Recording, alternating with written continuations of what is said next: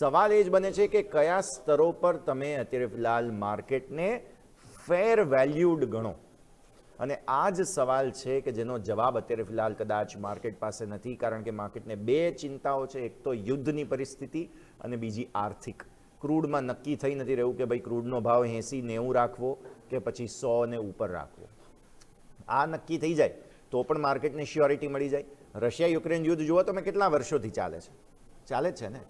તે સમયે ક્રૂડનો ભાવ વધેલો પણ ફરી પછી કંટ્રોલમાં આવી ગયેલા, કારણ કે સપ્લાય રિલેટેડ કોઈ ચિંતા નથી એવો વિશ્વાસ મળી ગયેલો.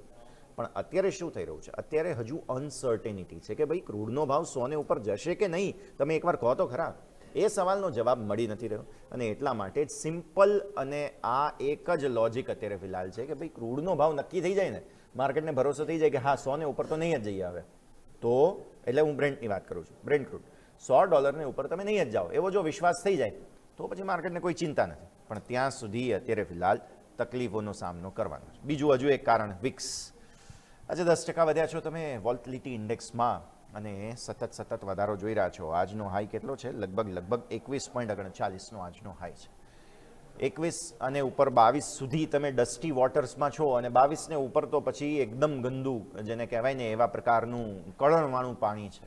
આ કળણ એટલે જે છે ને અંદર ખેંચી લે ને એવા પ્રકારનું પાણી.